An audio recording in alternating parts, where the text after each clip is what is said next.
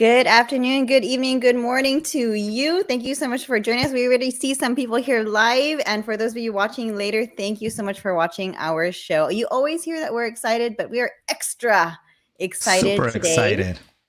Because our topic today is we're starting this series called Leveraging Digital Tools, thanks to our friends and coworkers. We're going to be going over the science classroom. And Ricardo and I are definitely not qualified to teach you all the science things, but we have some folks on here today who are super qualified, and we are going to introduce them to you. Wait, before you start, did you know that I was a double major in my undergrad? You know what? When I said that, I actually remembered that you majored in. Okay, Ricardo, tell them what your major was. I did. I wanted to go to medical school, and I majored in biology actually, but I don't remember anything. Spanish. That's not true.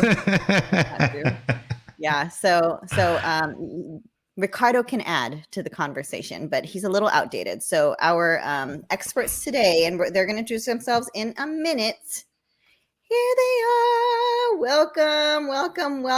We have Christina Skaggs and Merek Chang. We're going to give you a moment to, you get fireworks. Ooh. They get everything. So we're going to give you a moment right now to go ahead and tell us a little bit about your background, how long you've been teaching, any information you want to share with us today. Let's start with Christina. Ladies first. So Christina, tell us a little bit about yourself. Thank you so much for having us, guys. This is so fun. I'm glad we get to showcase some of the things from our science world. My name is Christina Skaggs. I am the TK through 8 Science TOSA at HLP USD.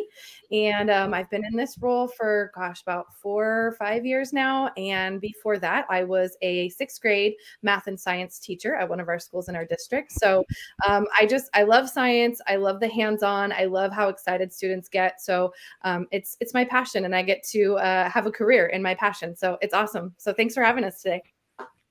Very cool. Welcome. And last, definitely not least, Merek Chang. Again, thank you for having us today. Teresa and Ricardo said highly qualified. The highly is Christina, and I am somewhat qualified, I would say. But my name is Merek Chang. I'm a high school science TOSA. So if Christina does the K-8, I work with the 9 to 12 teachers. And before this position, my first year as a TOSA, I was a biology and chemistry teacher at a school in our district for the past 6 years. And I'm super excited to be here and just share about some tools that Christina and I love. And again, thank you, Teresa and Ricardo, for this opportunity. And let's get to it. All right. Thank you so much. And, just so you know, teachers on special assignment in Hacienda La Puente, they are with us in our room. And I know Mr. Vecinos, I think yours might be a little outdated, your slideshow, but it's okay. So Christina does mainly TK all the way to 8, and then Merek does 9 through 12, but they help each other on everything. So even though we might have specialists, they definitely do all of the above. So if you are here watching from HLP, please reach out to any of them for any assistance, any ideas for science. But Ricardo, before I went on, I almost forgot to thank our sponsors. And so I wanted to thank, of course, our HLPTA, our CTA, our ILC, and who else? Who did I miss? Of course, an HLP USD for making this show possible for us to do every week. So thank you. And now we can officially begin. All right. So our purpose, as always, we want to go over and make sure we are on the same page, everybody. And our purpose for this series is transform instruction and enhance the student experience by leveraging digital tools across content. Okay, so we're going to be focusing on content. And today we are going to leverage digital tools to support science education using these tools, NASA Kids Club and JSS Phenomena. I'm not going to read them all because we're actually going to go over them in a moment. And our non-objective today is we don't expect you to be experts in these tech tools. We might have some experts in here with us, but we don't expect you to be, not yet at least. And please do not think you have to throw out anything you've been doing, because we know you've been doing amazing things. Bing. So the first tool our friends will be talking about is the science tool for a specific subject, NASA Kids Club. That already looks fun for me there. I'm excited to see that. Next. Science tools to engage students in discourse. And I believe we're going to be going NGSS phenomena. Oh, we're going to be going into a Jamboard. Is that right, Merek? That we're going? Yeah, we'll be looking at how we can use a Jamboard to go along with this website or tool. Oh, that's awesome. We have a lot of teachers who love to use Jamboard, so I'm sure they'd love to see how to bring science in. Awesome. Next. Okay, science tools for quick hands-on activities. We're going to be going into exploratorium. Did I say that right? Yeah. I always say everything wrong. I'm sorry, language learner. All right, very cool. And what else are we doing? Science tools for simulation. Okay, this is one of my favorite things. I was talking to them the other day. I was like, please do this one. And if you haven't heard of this before, I'm going to say it wrong. So I'm not even going to bother. I'm going to wait for them to say it wrong later. Just kidding. For them to go over it later. And if you haven't seen it before, it's amazing. So anyways, we'll get there. PHET. I'll just spell it there. That's easier. Yeah, I was gonna say we actually saw some teachers using it with the ViewSonic, right? And it's pretty incredible to see the Yes. 2 or 3 kids at the same time as they are going through some of the simulations. Yes. Very, very cool. Absolutely. Next, and then of course, since we are from HLPUSD, we are going to be bringing in some of our district-specific resources. So we might have teachers out there in the land who also use the same resources, have the same curriculum as us. So hopefully you find this useful. Twig Science Reporter, Discovery Education Resources, Explore Learning Gizmo Simulations, and Augmented Virtual Reality. Hopefully our tech is working. So excited to show those things to you, but our tech is rebelling against us today. So let's see what happens. Okay, let's go. Oh, and yeah, I'm sorry, Rico, I did add a slide here that was saying, let's get down to business. So let's go ahead and get down to business, our friends. So who is up first? Is it Merek or Christina? Me. All right, here we go. Let me go ahead Awesome. and share your screen. So awesome. Yay, NASA Kids Club. Okay. So the last, I don't know, couple months or so, I've become a big nerd in all the NASA things going on with Earth and space science. And we thought that this was a really neat way to start to engage students in just a subject specific content for Earth and space. And so in this platform here, Nebula is our little guy who is the Kids Club director, if you will. And he helps students to learn about different types of Earth and space science. So basically what this is here first is there's some info for parents and teachers and caregivers. So if you're wondering, what is NASA Kids Club? What is my kid going to be doing on this? What are my students going to be doing when they're entering this platform? It's just basically a place to have kids experience and learn and play. And it's engaging games and activities to just basically inspire them, to get them to understand what Earth and space science is all about. So this website is connected to the national standards. So we have the NJSS standards and then also the International Technology and Engineering Educators Association have vetted this platform as well.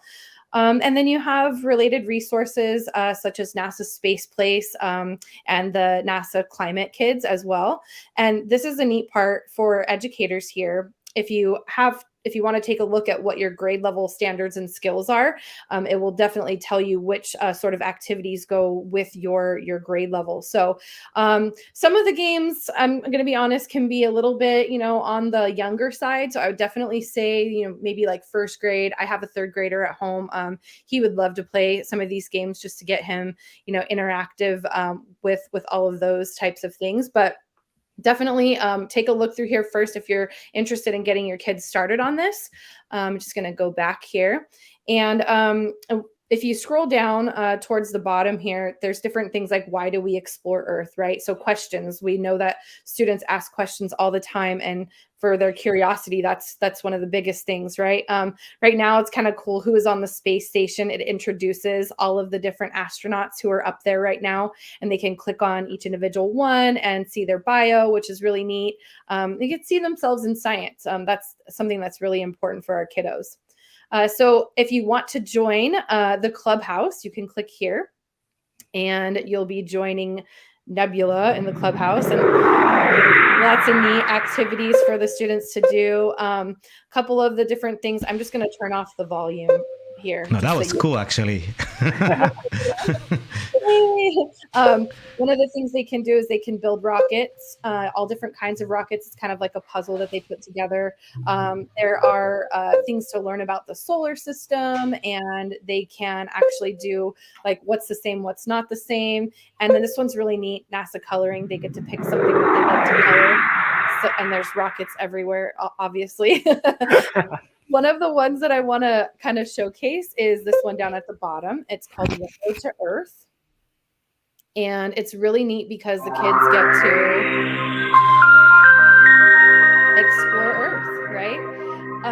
And it's basically pictures from Google Earth taken from space, right? So they are able to look to see where they want to pick a place. And actually, my family is from Italy, so why not? Let's look at Peninsula of Italy. And it asks them what is a peninsula, so they can click to continue. And it tells them they get to learn a peninsula is a body of land with water on 3 sides, and Italy is also a peninsula. They can hide the description here, and then they can zoom in if they want to see different parts, which is kind of cool. Scroll to the right or left. And it could just definitely be like an introduction tool to get the kids excited and engaged about what they're going to be learning. Maybe if you're talking about geography, and just let them explore, there are lots of different games within this clubhouse, and I'm going to go ahead and head back to the main page because I do kind of want to share some of the NASA STEAM for students. So also on this page, the students can click here. There's lots of fun activities to do at home, just to do with your kids. I mean, as a teacher at home, my 2 boys love to do hands-on activities, right? So we kind of look through these things and pick and choose some things that we like to do. There's make it projects, right? So make an asteroid that you can eat. Obviously, we don't have time to click through all of these things, but you could definitely go down a lot of different rabbit holes, right? Explore it so you can learn about comets and the NASA Junior Pilot Program. And into launching things. There's some things there too, games and things to color again. So just it's a safe place for kids to explore. And that's really important because we want them to be able to understand what kind of careers are out there for them in the future. So I'm going to go back here to the main page, and that's pretty much the games in a nutshell for the kiddos. I do want to highlight maybe for some of our older students, or even like for me, I love to go and look and see what NASA's doing in the news today. And so one of the things that we're going to kind of, hopefully, Ricardo, we're going to talk about a little bit later is the Artemis mission, which is going on right now. And what an awesome tool for your kids to be able to explore, look at images, ask questions about things that are happening, in the real world right now, right? Things that are current and relevant are things that are interesting to our students. So definitely a great website. NASA has awesome galleries and pictures. They have images of the day. You can follow NASA TV where they broadcast the launches live, which is awesome. And then you can download some of their apps, and just a really great resource. So I hope if you have some time, you can take a look at it and see what's in it for you, what you can pull out for your students and your kiddos. So yeah, thank you. Well, that was, when I was younger, NASA was my favorite thing. My parents knew I was a little bit obsessed, but we did not have those resources when I was younger, just saying. And, I think of my daughter who also really loves the whole NASA and space and everything like that. And just having that resource is amazing. And the thing is that I think a lot of teachers probably don't even know that exists. So thank you for sharing that, right? How exciting. So lots of fun stuff in there. So we'll make sure to link that to everybody in case you want to take a look. All right. So Merek, are you up next? I am. All right. I have to put on my glasses for this. It's kind of embarrassing, but not because I'm a scientist, but just so I can actually see what at my screen. He just wants to look smarter, even though he's already smart. It's okay. Go ahead. I'm gonna share my screen. Go ahead and share, and I'll bring it in.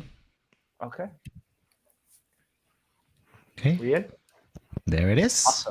Awesome. So I want to share, kind of piggybacking off of what Christina talked about. She talked about trying to engage students in different ways, and NASA is a great way to kind of engage students. But if you're going to look at some other topics as well, recommend ngssphenomena.com. And basically, it's just the different images to kind of help jumpstart a class discussion. As you can see, whether it's plants, whether it's geology, floating M&Ms, and talking about physical science. There's a little bit of something for any topic. I want to give a big shout out to a teacher in our school actually shared this specific one with me about Jupiter asteroids. And 7th grade teacher, middle school, basically put this on the screen. And the moment she put it on, the classroom lit up. Just like, hey, what are some questions? What do you notice? What do you wonder? They just started talking, throwing out different things. And it's just looking at it, like there's so many things to notice specifically, and students throw out different things. I don't know, Ricardo, Teresa, anything that you see just by looking at this? Oh Ooh, are yeah, you put them gonna? in the hot Well, seat. I'm sorry. Let's go. Once you We're gonna ask turn you that questions. on, once you turn Was that on, I stopped listening to you because I was I was mesmerized by the Yeah. screen. Just kidding. I was listening, but I could see how, students listen all day long, but once you show them something like this, it's like, whoa. And now they start getting curious. So very, very cool. Yeah. Any So whether any it's like, meaning on the colors? Why so some of them are? that's a great question, and I'm going to be very honest. As a teacher who wants to facilitate learning, I have to probably get back to you on that one. But Just but the specific thing right here you want to look at is that students are calling out different things. They notice the different colors. They notice that certain planets are spinning faster than others, and we just really want to engage students in that discourse and help put like the productive struggle back on them, that they're learning about these topics. And something that we thought would be really neat is that if you have students participate in Think, Pair, Share, and they want to share their ideas orally. But if you want to get them to share their ideas, perhaps a Jamboard, you have specific groups. You could set it up where what are some notice and wonders? The same instructional strategies that work in math, they work in science as well. And as a teacher, if you know where you want to take the lesson for that day, you can highlight certain notice and wonders and really tie in and build that interest and engage students and say, hey, this is what y'all said y'all are curious about. In fact, we're going to tie it in and learn about it today. And just really including students in that process. There's a lot of great ones. Life cycle of the strawberry is one of my favorites. A water hat or surface swimming. Just how is this even possible? Talking about surface tension. Just great ways to start conversations. So big fan of NGSS phenomenon. I've never heard of it. I've never heard of that. That's something new to me. Oh, I was going to ask you want me to share my screen again? Well, no, I've heard of NGSS phenomenon, but I've never seen it used the way that you've done. That's what I mean. Yeah. And what I noticed as you were going through it is, you're showing them things that, of course, cause them to be excited, but you're bringing in writing, you're bringing this collaborative piece, you're bringing all these pieces. It's not just about science. It's bringing all these curriculum, all these content together, and weaving it together for the kids. So very cool. Yeah, and we are providing those links for those resources on the chat. So it doesn't matter where you're listening or watching, you should have those links available to you. Yes. All right. What's up next? Well, next we are doing the Exploratorium. So Ricardo, if you want to go ahead and share my screen, that'd be awesome. All right, perfect. So if you haven't heard of the Exploratorium, it is a museum in San Francisco, and they focus on science, tech, and art. And they have some really great resources on their website. I know, like these days, it's really hard to, obviously in LA, USD or LA, we're not traveling to San Francisco for a field trip, but you might be closer to San Francisco, and this might be something that you would like to check out with your kiddos. But also the resources here, you can actually take like a virtual tour of the museum, which is pretty cool too.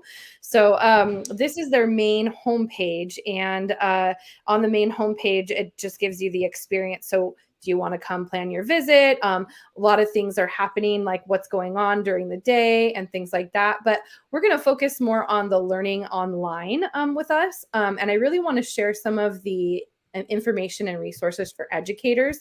So at the top here, I'm just going to click on education. And it's going to bring me to a web page that gives a lot of really great resources. There are professional development opportunities for teachers that are completely free. I love that word. I know we all love that word as teachers and just in general, right?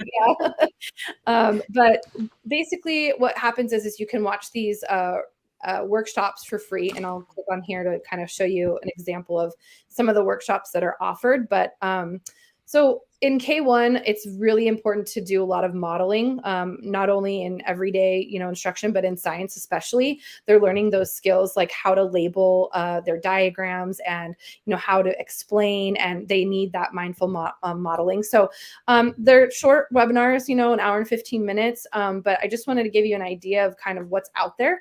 The second one is on January 10th. It's called Air Everywhere, where they use web-based resources to make sense of air quality and how to monitor it, something that's relevant to our students in this day and age, right? So I wanted to share that this is here. It's a really great resource for, just go to simple things. Maybe I just want to like brush up on something. I need to get some ideas. That workshop is here as well. And then but let's go ahead and go to the, we're in the resources for teachers. Let me see. So let's go to the tools for teaching and learning next. So this is really cool. I know, and I have to give a shout out to Dr. Calmer, who used to be my old science TOSA. We miss him, but he kind of showed this website to us and got us into the science snacks. So there, we'll talk about those in just a second. Those are here for teachers and for parents at home. These are low-cost activities that you can do that are hands-on with your students and with your kiddos. But they have a learning toolbox, which is kind of cool for educators and also for parents. There are two separate sections there. So there's those hands-on science activities. The watch and do science activities are awesome because basically it just shows you how to do the experiment or the activity. But a lot of teachers sometimes, we don't have those materials. So this is a really great way to show like a demo to your class, right? You can show one of these videos and kind of walk them through it and then, start your questions from there. So we do have resources. Teachers say sometimes, it's hard to teach all that because we don't have what we need, but here's some great resources to use in your classroom. So I want to jump into the hands-on activities really quick because these are really cool, really simple. Some of them require a little bit more, but you can browse by subject. So for example, if you're going to be doing a space exploration unit, you can click into that, right? They have chemistry and physics, history even, and some, I believe some math that are related to math also, engineering and technology, which is big for NGSS also.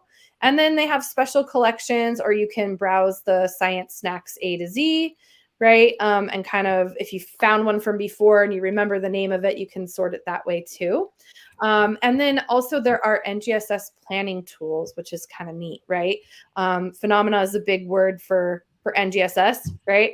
And it basically, starts with something that's a problem or something that can be explained in our real world. And then you can do an activity or a science snack, right? And then kind of move the students forward as you go. So a lot of great resources for NGSS planning. And then a lot of the science snacks, once you start an activity, it will give you suggested science snacks to do afterwards that are related, which is really neat too. So it's kind of like a flow, if you will, of all different kinds of snacks. So let's jump into, I'm going to search for a science snack actually, so you can kind of see what one of these look like. I'm going to browse by science snacks. And this one that I'm looking for is called Bee Hummer. And so I'm going to look here. I like that name, science snacks. Yeah, because I mean, it's a little bit, right? It's little doses. Right. So Bee Hummer is, I'm clicking to the activity here. And as you can see, it's going to tell you what you're going to do. You're going to make a stick, rubber band, and index cards sound like a swarm of bees, right? I mean, I guess if you have a phobia of bees, you might not want to do this one, but it tells which grade levels it's for, and the keywords. You're talking about vibration and sound. I know first graders work a lot with sound and animals communicating using their voice boxes. It tells you the tools, pretty simple materials, right? Popsicle stick, 2-cap erasers. It tells you how to assemble it, right? And then pictures as well. I'm a visual person, so I love this.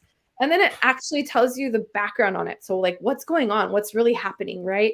When you spin your Bee Hummer, moving air makes the rubber bands vibrate, right? So it gives you the background. Then you can even go further.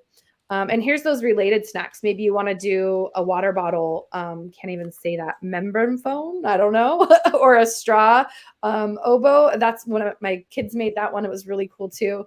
So if your kiddos are interested in science, especially if they're older, I mean, my 5th grader, I could sit him down in front of this. He could grab the materials, get it together, and do it on his own, right? And what a sense of autonomy that gives them. So really, really neat website. I encourage you to check it out. I've already seen so many ideas, and before I was in the classroom, I actually used to teach science. Ricardo, did you know that? You probably didn't know that. I did not know that, no.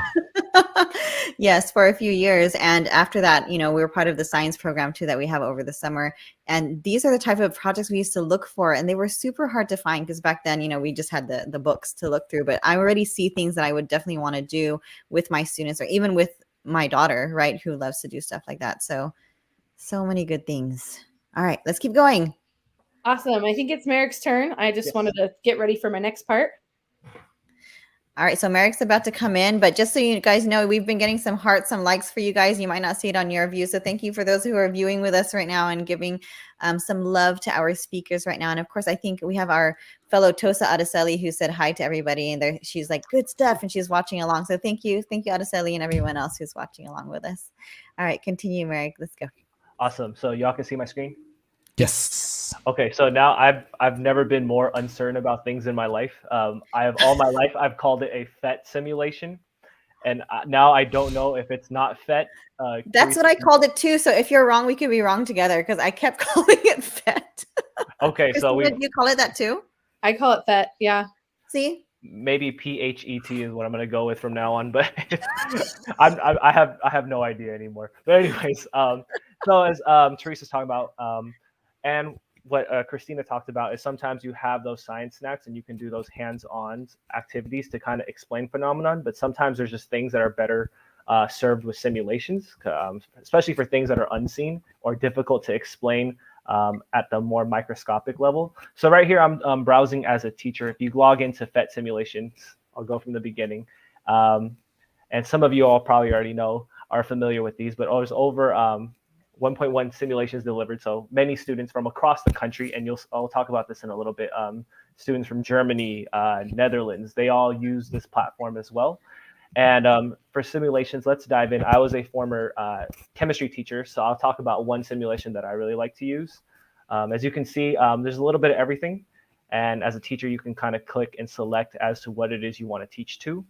And so I was really big on, in our district, in our textbook adoption, the first chapter was on, or unit was on energy and understanding how energy forms and changes. So I'll click play. So as a teacher, you can assign a FET simulation to students. There's intros and systems. I'm going to jump right into a system. And this simulation really talks about this idea of conservation of energy, and that energy is changing. It's neither created nor destroyed. It's something students are probably familiar with.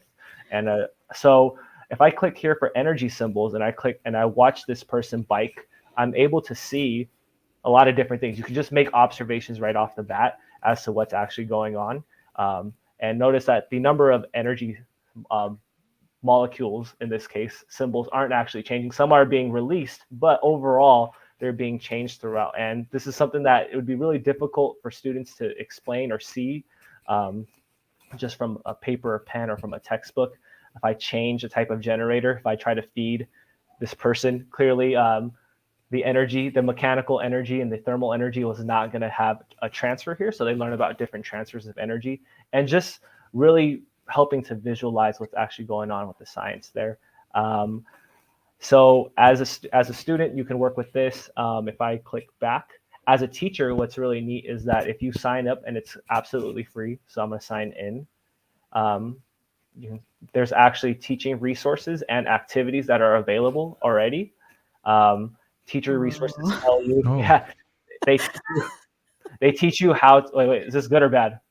No. Ricardo and I have been referring to this site for so long, but we haven't actually, I don't know about you, Ricardo, but I haven't gone in as a teacher to see the resources. So we were like, whoa, we didn't even know those were there. Yeah, so what's really cool is I want to share this is that you have activities that are pre-made by FET specialized authors, but also teachers from around the world. So just to give you an idea, like this assignment is used in the Netherlands, it's in Dutch, it's in Basque, it's in Spanish, right? And just it's by K5, middle school, high school. And if you click on, in this case, I'm going to click on energy forms and changes. Let's say I want to do this with elementary school students. There's actually a Google, or in this case, a Word doc that students can use and that you as a teacher can modify to go along with it. So I'm just going to click here, and if I open a Word doc, there are, so people don't, like, they know there's the simulations, but they don't know like that basically there's like, but basically you can walk step by step. There's the lesson plan.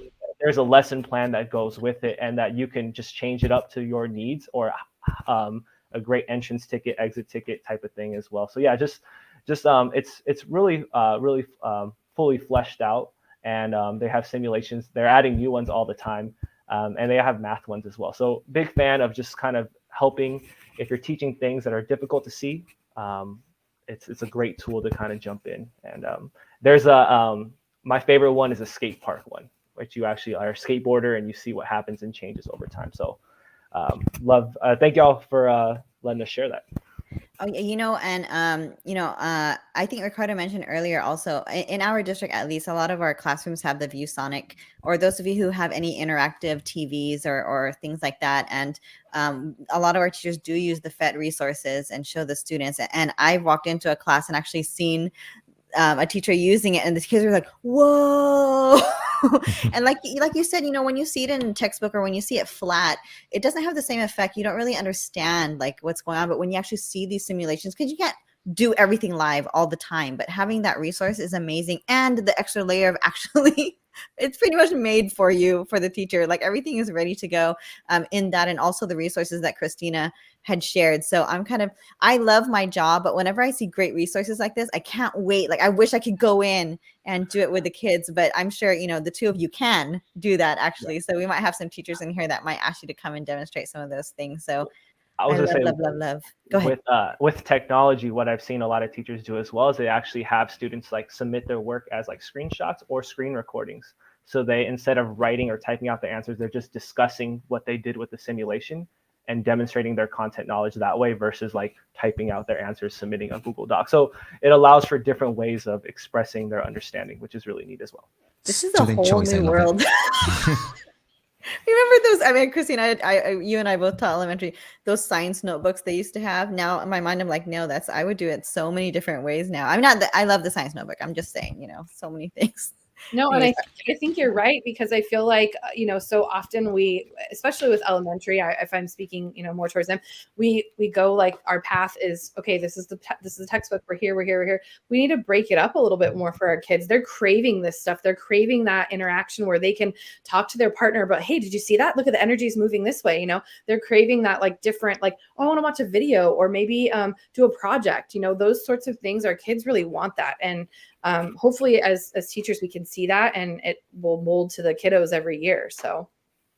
Yeah. And, Ricardo and I always have this conversation about, our kids are changing. So we have to change our instruction for them. And, this wasn't around before, but now, our kids need this interactive, really exciting type of way of instruction. Sometimes, not all the time, there's the right time for everything, but this high engagement is what really works well for our kids right now. So all the things you shared today, I was like, wow, you really did find the best of the best to share with us.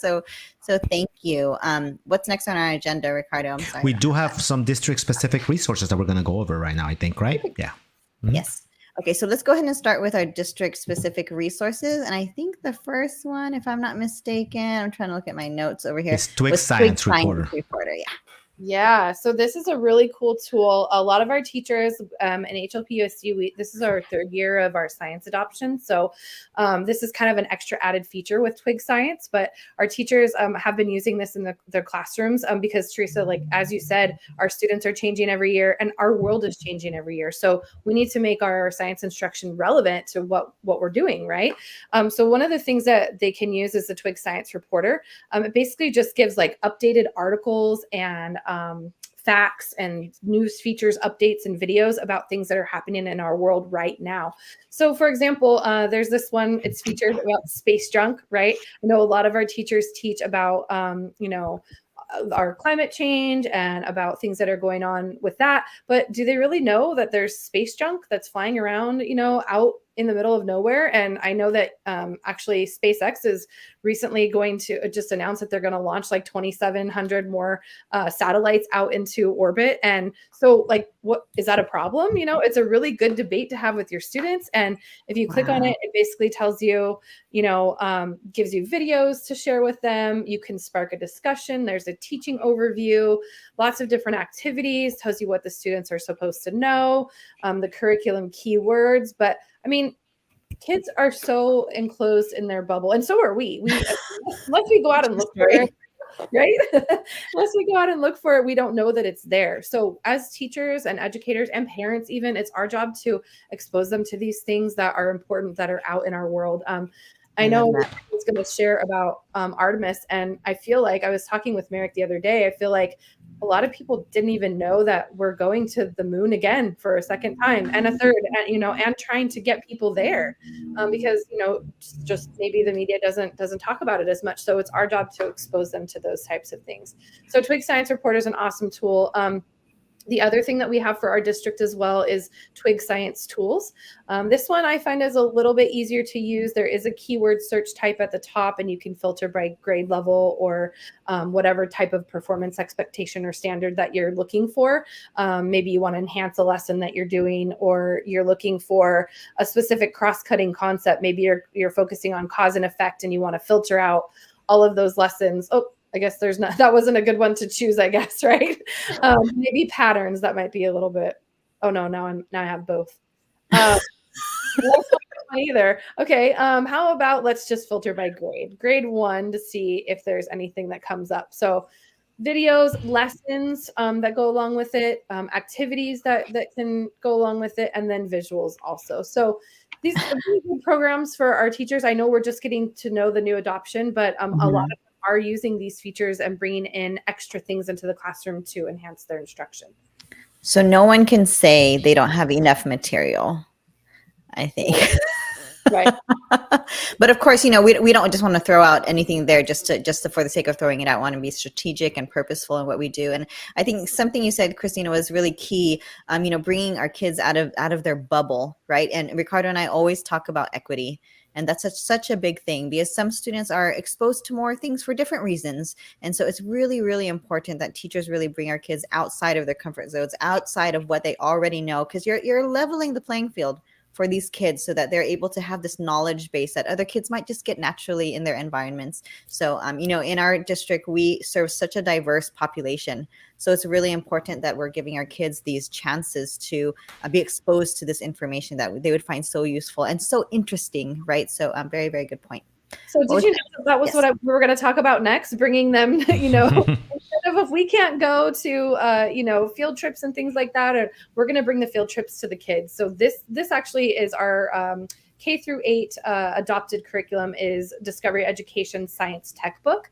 However, we have a really cool feature in our district that once we adopted that, all of our schools have access to Discovery Education to do all these really neat things like virtual field trips. So there's actually a channel that you can click on, and it will show you all the different field trips. So let me just give you a quick little glimpse into what that looks like. You have, they can go do an American Ideals virtual field trip, the mindset of a true sport champion, and they get to talk with Olympic medalists and things like that, right? A lot of these things Discovery does live, which is super cool. And actually, HLP USC just did a live virtual field trip with polar bears with our first grade team. We did a big Zoom, and we did this one here, the Tundra Connections virtual field trip, where the kids actually got to see the polar bears live. And they were like, oh my gosh, they're so cute. But not just that, but the environment, they got to talk about like the structure and function of the polar bear's fur. And did you know the polar bear's fur is actually not white? It's actually transparent or translucent. What? Yeah. So if you were to pick out like a little hair, you actually be able to like kind of like look through it. So different things like that the kids got to learn, but also we brought everyone from our district together, which is so cool. They got to see all the other kids on the Zoom, and we even brought in our VAPA TOSA and our visual performing arts TOSA, where she got to do an art project with polar bears, and they were sending us pictures, and it's just a really neat connection. So we have a lot of great tools, and please let us know, HLP teachers, if you want us to come in and do an experience like this with your kiddos. It was pretty amazing. You just got some love right now, so I think you might be getting some requests. Yeah, so definitely, yeah. I was gonna say, somewhere in this video, Dr. Cunningham sends a message in, and it actually gets read on the screen live. So our boss, just throwing out, our boss as well was listening in, and they said, we got a message from Dr. Cunningham in City of Industry, which is really neat as well. Oh, I'm sure. And so for the kids, it's so powerful to feel seen in such a big, space. So that's pretty awesome. I love it. All right. So there we go. Those are our district resources, and we're happy to share. And did we have a gizmo simulation, yes, Merek? Okay. One more. Yeah, I'm gonna dial it up right now. Perfect. Yes. So just 2 years ago, teachers had asked for gizmos as we transitioned into distance learning as some way to do virtual labs while we weren't in school. And the teachers actually liked it so much that we readopted it again. So right now it's only for high school, but if you go in, we have it actually synced now with Aries, so like your classes are automatically populated, and you can go in and basically it's kind of like PhET simulations. You can dive deeper, and there's hundreds of different simulations. You can browse them based off topics. If you're browsing based off of correlations, so let's say if I click here, you can find next generation science standards and basically how different simulations align. And what I really like is, let's say I want to browse, and I'm going to go. I was a chemistry teacher last time, so I'm going to be a physics teacher this time. Actually, I'll be a biology teacher this time. I'll go in and let's say I want to talk about ocean acidification and this idea of ocean and carbon equilibrium. In this actually, I'm getting a little bit ahead of myself. I'm going to just share about this first. Is that, as you can see, it's differentiated for different levels, but this specific one is what's called a STEM case, in which students actually complete everything directly in Gizmo Learning, and they take on the role of a scientist. So in this case, they're presented with an actual problem. Mussel farmers in the Arctic Ocean have reported problems with their mussels. They've noticed that the mussel shells have become eroded and brittle. They take on the role of a marine chemist to analyze it. I love it. So, I know. I want to be a student so I can learn and do this. Like, well, I'm gonna launch this real quick. And basically, along the way, they collect data and they conduct experiments. They learn about the process along the way, and they review results. What's really neat is that as students answer questions in here, teachers can see in real time how they progress along with the questions. So they can see, hey, and you grade directly in here as well. So it's just very user friendly. The teachers that I've talked with, they're a big fan of this. If you want to go a more traditional route, let's say. As you can see, I've looked up stuff in here before. I'm going to go with bonds, chemical bonds. And I'm a chemistry, I guess I go back to chemistry all the time. Reaction energy, talking about the energy between bonds. Similar to PhET, as a teacher, you can you can create Microsoft Word or Google Suite. There's basically lessons that are already written and created, and you can adapt them to your needs and to your level. So you make a copy. A lot of teachers in our district like this because they can just push this directly into Canvas, and then students submit assignments through there, or they print out copies for students with, who might have IEPs for having paper-based copies. But they basically, similar to a PhET simulation, they use the simulation here to order to answer the questions here. And unlike PhET simulations, this is very like, I don't want to, prescriptive is the wrong word, but it basically walks them through step-by-step what they need to do. So it's a great tool to kind of introduce learning in a different way as well. So yeah. Oh my gosh, just more good stuff. I love it. Okay, so as I was listening to you today, I have to admit there were moments where you are totally in your element. You are like, you could tell how much you love science because you just kind of go with it. And I'm like, okay, hold on. You sound like you're back in the classroom. So, what did you say, Merek? No, at least I was. You're not like my first period class. My first period class would be like, oh, kind of.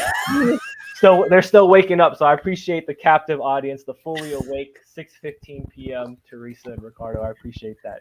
Thank you.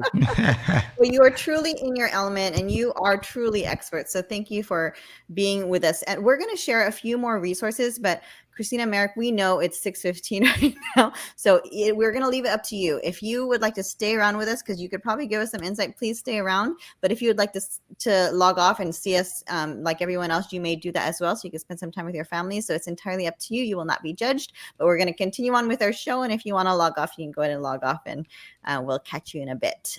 Or you can stay on. It's up to you. All right. So Ricardo, I think you were going to go over... Yeah, as we have been going out there to the classroom, hopefully you can see my iPad right now that I'm sharing, right? I know Christina was talking about the lunar mission that I had no idea until she told me about it, and then I said, what, let me go look. And then I found this amazing app. It's just a NASA app for your, iPad or for your Android device. And as I was looking in here, obviously they have the missions in there, but they have some amazing resources. We think about augmented reality and how it's transforming education, right? And how it's just bringing this whole different form of engagement for our students, right? So the ability for me to come in here and just go to look at 3D models, and I'm just going to open some of them, and let me go ahead and open this one, right? And all of a sudden, and it might take a while to load. So as we are waiting, I knew this was going to happen, so I'm going to cheat a little bit. So let me go actually in here. I knew that was going to happen. So let me go ahead and open it in Google. Something as simple, people always ask, but I need all these expensive materials to be able to do it, and you don't. I'm using an iPad right now, okay? I basically went to Google, and I'm going to look at Artemis right here. I'm gonna open it in 3D, and it's gonna open right now. Hopefully we'll be able to see it, and I'm gonna view it in my space. So I can actually bring that rocket, and hopefully my camera's gonna open, and I'm gonna kind of look at the floor. Hopefully I'll be able to put it in there. And notice that all of a sudden, and hopefully it came through. Did you guys see it? And it went away, didn't it? There it goes. There it is. So notice what happened. So now our students right in the classroom can actually interact with this and be able to see it without having to go somewhere, right? So something as simple as this is just going to change the way you are approaching the lesson, right? Very, very cool, right? You better tell your wife. What's that? What's that? Listen, you better tell your wife. Rocket in your room. Right? Yeah, right. And there, and there's so much in I there. have to also share. I think we put the rocket with two of them earlier too. We have to that for later. I have to find that picture. But notice all of these different simulations that are already in here through that NASA app that our students have access to it just, through an iPad, right? I know we have some students that were actually working at one of our elementaries and talking about the hurricane that happened in Florida, right? And then what an amazing opportunity for our students to use something that is called HoloGlove. And as simple as using this particular app along this little guide that is called a merge cube. They used to be $1, and now they're a little bit more expensive. I used to be able to find them at Walmart. But notice what I'm going to do. Our students were actually going into Earth and looking, let's go ahead and look at temperatures if you wanted to do that, okay? Just to kind of get you an idea, okay? They had a whole lesson in here. They had an introduction, and they were able to do activities and so on and so on. But I actually could come in here and go and look if I was to click on them, and hopefully it will let me. And I'm gonna look for the merge cube just so you see it, okay? Notice what happens. This is live 429, and it's telling me the temperature of the whole world right now as I'm looking. In the palm of your hand. In the palm of your hand, right? Just to give you another idea of that one. I'm gonna go back a little bit. Let me go back, and let's go ahead and maybe we'll go into, how about if we do fires? Okay, and let's kind of go in there right now. Okay, and let's look for that cube again. Okay, it's gonna bring it in a second, and notice that I can come in here and I can look at the earth. I can find where fires are taking place right now live. Okay, this comes directly from, look at that. I can kind of log in and be able to see some of this stuff that maybe we would not been able to do before, right? Just sitting right there, being able to research, to be able to look at it. I'm gonna move it around again. There we go. Number of fires. If you notice, I don't know if you can see, it's probably not big enough, but it kind of gives you an idea of what you can do. This is 10/07/2022, so we're talking about real data, okay? And just along with that, and just to give you an idea, we could have gone into a world map in here, clouds, satellites. You want to see satellites just really quick? Let's go look in there. That's that's the polar orbiting satellites. Is that what it was called? And you guys will have to tell me, but notice that. So just one simple app that will allow you to do all of that cool stuff in there, okay? One of my favorite ones. The other one that I really love, this is actually, it's also used with the Merge Cube, Merge EDU. And what I love about it is that we have just countless lessons already done for us, and hopefully it lets me load it. It's going to maybe take a while to load, but we're going to be able to see it. Something from looking at the solar system, something like dissecting a frog. I think you've seen that one before, Teresa. So it's going to go there right now. It's just taking a while to load. It should have been there already. We've done this with we can't. It's not just for high school, not for middle school. We did this in a class before. So of course, you just have to make sure something fitting. Yeah, so here we go. So let's. I mean, I'm just going to kind of give you an idea of what we have here, right? So there's all these lessons that are already created that can supplement whatever you're doing in the classroom already. So let's just pick one. Should we just pick what would be fun to pick, Teresa, as you're looking at them? We've tried so many. Yeah, I think we've done the human anatomy before, right? We did it with Christina. Christina, we had a chance to go to one of our elementaries and actually did this. Notice the immersive reader button right there for accessibility, right, for our students that might need this. But the ability to read a little bit about it and then go into activity 1 and actually go in there. And I'm going to, again, go in there. Sometimes people think that they do need a merge cube to do this, and you really don't need one. For some of these lessons, you actually, and I'll show you right now once it loads. Here it goes. If I had the cube, I can come over here and kind of put the cube in front, and notice that I do have the body right there. But we also have the ability to switch the cube and say, put it in 3D or in the world if you wanted to. And I can do that too. And it will actually give me that ability to actually see it like that too. So there's many ways of using this that just makes it so incredible and so engaging for our students to be able to see. Let me just keep going. So let's go to the life size one, just to show you. These activities have a quiz with them at the end. So let me put it in the classroom. So if I was in the classroom, right, I can come in here and I can just come up and notice what happened. And I can come in here and change the age and see how that, change all of the systems. And I'm not an expert, so guys, please jump in. It's just incredible, right, to be able to see this, right? Yeah, that's awesome. And then I think we had just one more that we wanted to show, if I can load it. Teresa, you want to talk about the butterfly and what we did with this one? Oh yeah, there's so many apps. Ricardo, just so you know, we're echoing, but that's okay. You all don't mind. You all don't mind. I'll just talk. Go ahead. I changed the sound. Go ahead. All right, so here's one of them. We did this with, I think, a TK and a K class. It's pretty awesome, and anyways, it's Quiver, and the kids just simply it goes along with your lesson or your unit, and they take this 2D image and they can color it however they please, and you can use this app to make it come to life. So we talk about the kids. This is a great way to introduce AR to students and tell them, we take something 2D and we bring it to life using AR. So I think Ricardo is I'm going to try to do it right now, and I'm going to turn the sound on. Hopefully I can actually get it to work today. And here's what the kids did, and hopefully we'll get it to work. We might not get it to work. And obviously we're on live, so it might not work today. It was working a second ago, but it was pretty amazing what it can do, right? It basically brings that butterfly alive. Let me see if I can get to it again. Let me see if I can do it again. And this is always technology, right? Make it work. What's that? I want to see it. I do want to see it too. And I'm afraid my voice might go. Go ahead. So Ricardo, go ahead. While you get it to work, we'll just have to, we're going to talk about it a little bit. So this one was a fun one. Oh, sorry, it's about to work. I'm going to stop talking now. Yeah, no, keep going. Okay. It didn't quite work. This one is amazing because, it takes their actual coloring and it brings it to life. And this one that he chose actually takes them through the life cycle. So it takes them through the timing, through the different stages, and the butterfly actually flies off, and it's actually in the colors that the students put in, and it's pretty, and it talks them through the lesson. So I know he turned off the sound for the sake of my talking right now, but if the sound was on and if it was working, it actually talked. There it is. Yeah, we weren't leaving till you set the butterfly free. So can you hear it? Set the butterfly free. So can you hear it? Yep. There he goes. So you can see the kids just had a blast. It was flying all over the place, and they were watching and they were learning about it. I was trying to get it to work. Monarch butterflies are perhaps the most well-known and beloved butterfly species in North America.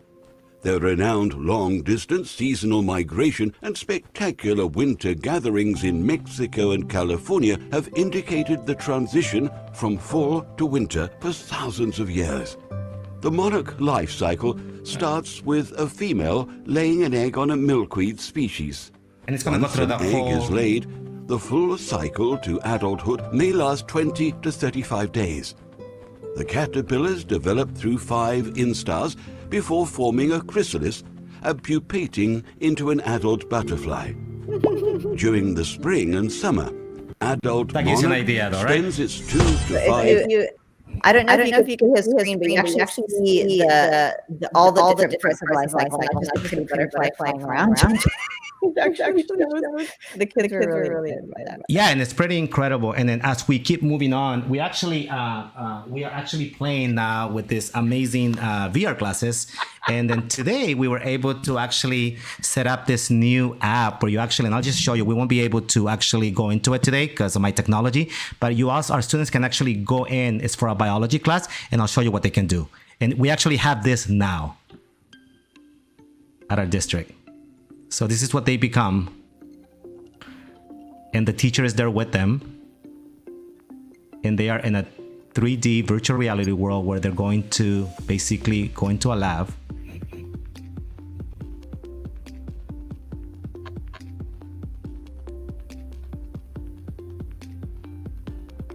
This will be our kids doing all of this stuff. So the teacher has the ability to show videos to kind of reinforce. So the teacher is in there with them.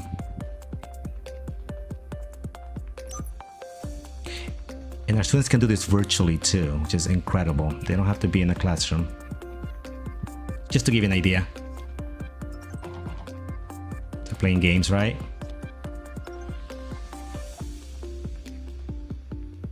And they can be with you or in a whole different place, but with you virtually. Very cool. So just to give you an idea, it's pretty incredible. And it's free, and the kids get to actually go in there and learn with virtual reality. And there were so many more apps that we have. Just my technology is acting up today, so I won't be able to show some of that stuff. I didn't think you were going to be able to show that, Ricardo, but I was really glad you did. And Merek and Christina, you might be passing by us in the office and you see us with our glasses on and we're trying to figure this stuff out. But for those of you who in HLP, if you don't know, we have PDs coming up. We actually have a live PD, AR and VR PD coming up in January. So if you want to see us do some of that, and Christina and Merek, you're more than welcome to come too if you want to tie in some science or anything like that. And so we would, you're more than welcome. We only can take 50 people because it's live. So And I think there's a misunderstanding a lot of times when we think about AR. People think, oh, it's for science, right? You want to tell people what our students were doing on Monday at Mesa Robles with augmented reality? Were they playing cornhole? That's what I saw. I'm just kidding. That was a brain break, Merek. That was a brain break. Yeah, okay, fair enough, yeah. But Teresa, you were there, right? I mean, we were in a social science elementary class, right? That's what they were working on, right? Yeah, you can tell them I changed it. Go ahead. So, and basically, our students had just finished their unit on Egyptian civilization. So we had a chance to they became creators, and they actually took an Egyptian city and they built it based on what they had learned. And after they built it in the classroom, we went outside into the field, and they had this city come to life size. So they were walking through the ruins, they were walking through the pyramids, and everything that they had built right with us. It was pretty incredible to see. Yeah. Very cool. Yeah. That's social studies. So yeah, bring it into the content, but tons of science stuff in there too that we definitely, would love to collaborate with you too, because you guys are super cool and we want to be cool like you guys. But thank you so much for sharing your expertise. Those were, I have heard of some of those sites, but I have not seen them in action, and I didn't know that it had so much. And I bet you right now that a lot of teachers who are watching had no idea. So thank you for sharing that with us, because not only is it cool for teachers, but you're giving our students these tools that, they can find so useful. So Ricardo, is there anything else? Oh, I think that was it. All right. So this is our series for the next few weeks. I believe we're going to be doing math as well and bring some other content as well. So thank you again to our special guests today, Merek and Christina. We thank you for taking your time, volunteering your time to help us and our teachers. And we thank those of you, we see the watchers, they've been watching the whole time. Thank you for sticking with us for almost exactly an hour. Oh, Billy said, thank you. Thank you for sharing with everyone. Thank you, Billy Joe, again, for the support always for all of us. And so if you have any questions, we are here for you. We have these two experts who we know will be more than happy to come and assist and share, whether you're HLP or not. We are here, one together, one big family. So thank you, everybody, and we will see you soon. Bye.